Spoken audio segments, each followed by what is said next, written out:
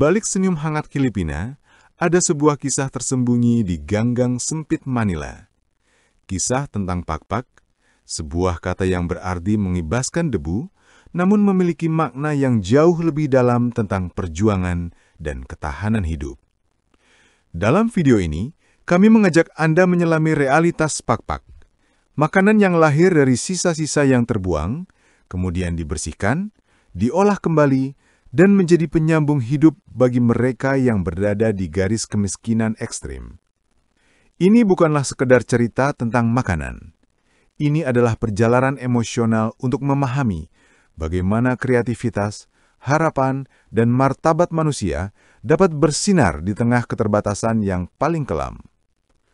Bersama-sama, kita akan melihat prosesnya dari dekat, mendengar suara mereka yang menggantungkan hidup padanya, dan merenungkan potret ketidaksetaraan yang nyata.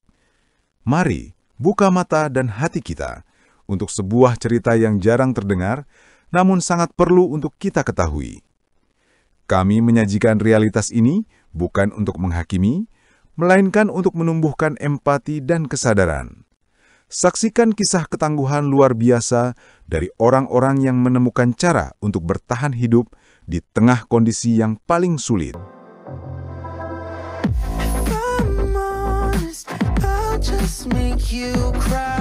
Pakpak, sebuah kata yang bergaung dalam gema bahasa Tagalog, berarti mengibaskan debu atau kotoran. Namun di jalanan Manila yang berdenyut, kata itu merentangkan makna yang jauh lebih dalam, lebih pahit, dan sekaligus lebih mengharukan. Ia lahir dari tumpukan yang dibuang, dari sisa-sisa kemarin yang diberi kehidupan kedua.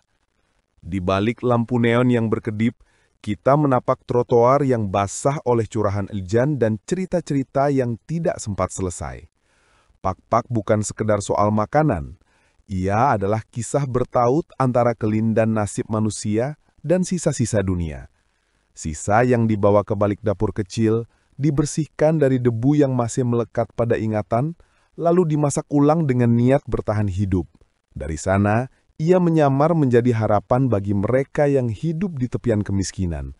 Mereka yang menilai perutnya sendiri dengan kehampaan yang berulang setiap malam.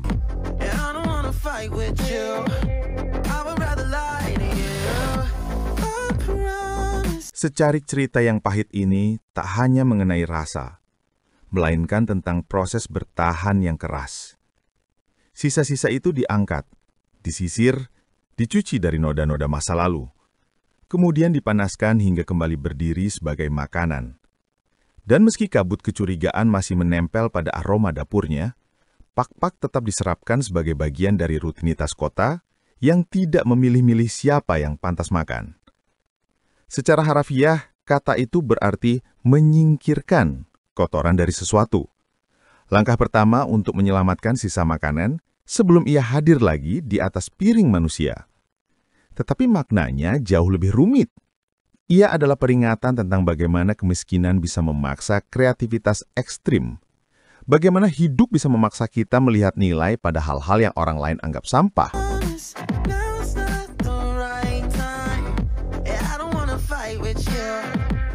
Di kota yang berdenyut, pakpak menjadi simbol dualitas, pahit dan haru, getir dan menguatkan.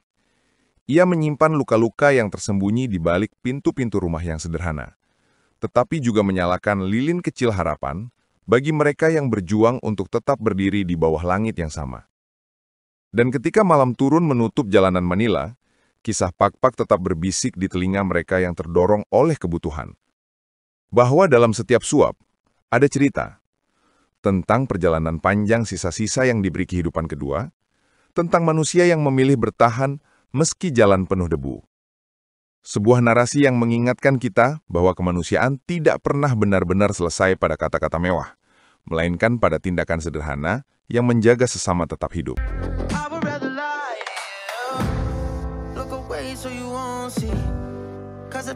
Di Tondo, Manila, di antara labirin ganggang sempit dan gubuk-gubuk yang berdesakan, pakpak bukan sekadar pilihan, melainkan denyut nadi yang tak henti berdetak.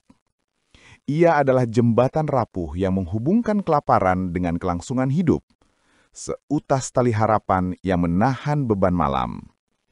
Di jalan-jalan yang berdebu, orang-orang itu adalah para pengumpul cahaya sederhana. Penjaga api kehidupan yang tak pernah padam meski bahan bakarnya seringkali hanya sisa. Mereka berjalan dengan langkah tenang, seolah tahu bahwa setiap remah yang mereka temukan punya cerita, punya masa depan yang bisa dihidupkan kembali. Prosesnya adalah ritual yang hampir sakral, sebuah metamorfosis yang ditempuh dengan sabar. Sisa makanan yang terkumpul dicuci bukan hanya sekali, melainkan berkali-kali, hingga debu dan kotoran teriris melempar jauh, seakan menghapus jejak kemiskinan yang menempel di permukaan. Lalu, dengan sentuhan magis dari bumbu-bumbu sederhana, saus-saus kental, dan rempah-rempah yang meresap, mereka membangun kembali rasa yang sempat hilang. Dari yang dibuang, lahir sebuah hidangan baru. Dari yang dianggap tak bernilai, lahir sebuah penopang kehidupan. Dalam tiap porsi yang dihidangkan, ada cerita tentang daya tahan manusia, tentang kemampuan menemukan makna di tengah keterbatasan. Dan, meski aroma dapur sederhana ini sering disertai bayangan keraguan, pak-pak tetap menjadi bagian tak terpisahkan dari ritme kota yang hidup, menyeberangkan antara kelaparan dan harapan.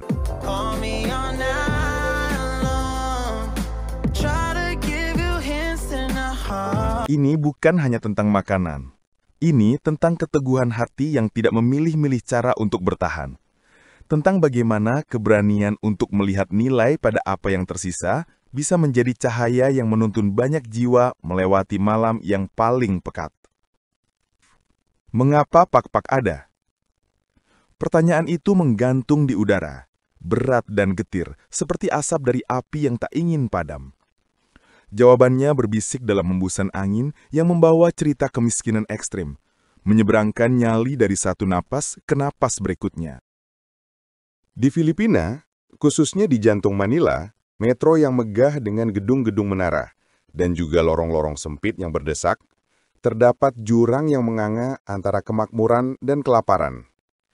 Dan pak-pak ialah respons getir terhadap jurang itu. Bukan sekadar pilihan gaya hidup, melainkan hukum bertahan hidup yang menuliskan pahit manisnya nasib.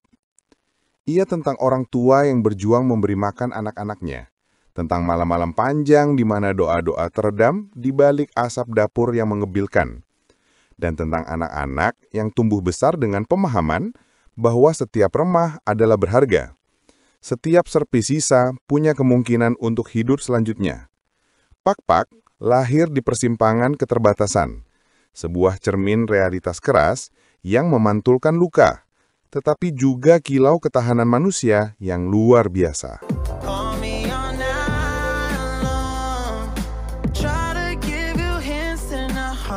Di dalam setiap suapan pak-pak, terkandung lebih dari sekadar nutrisi. Ada kisah tentang perjuangan yang tak terduga, tentang kreativitas yang lahir dari keterpaksaan, tentang harapan yang tak pernah padam meski jalanan menantang dengan debu dan dingin malam. Ini adalah pengingat halus bahwa di balik kilauan kota-kota besar ada kehidupan-kehidupan yang berjuang, yang menemukan cara untuk bertahan bahkan ketika semua pintu terasa tertutup rapat. Pak-pak bukan sekadar makanan bekas. Ia adalah bukti bahwa manusia mampu menata kembali sisa-sisa dunia menjadi harapan, menjadi pilar bagi mereka yang paling membutuhkan. Dan dalam ritme kota yang terus berdenyut, kisah pak-pak mengalun seperti lagu sunyi yang mengajak kita melihat dengan hati, melihat kemiskinan, melihat ketahanan, dan memilih untuk tidak berpaling.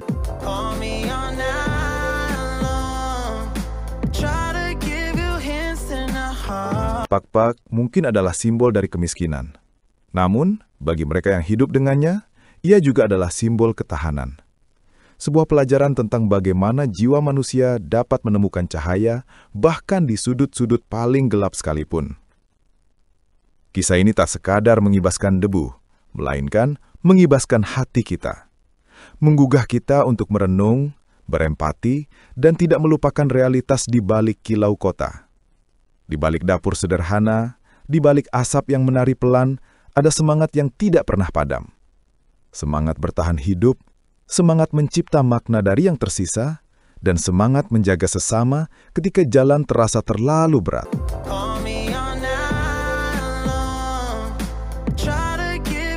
Biarlah narasi ini menjadi kaca yang mengingatkan kita bahwa kemiskinan bukan hanya masalah angka, tetapi kisah manusia, dengan luka, harap, dan keinginan untuk hidup yang layak. Dan jika kita mampu melihat dengan hati, mungkin kita akan menemukan cara untuk memperbaiki jalan, memberi dukungan, dan menjaga cahaya itu tetap menyala bagi mereka yang paling membutuhkannya. Terima kasih telah membersamai perjalanan ini. Semoga kita semua menjadi bagian dari solusi, bagian dari cahaya. Right on the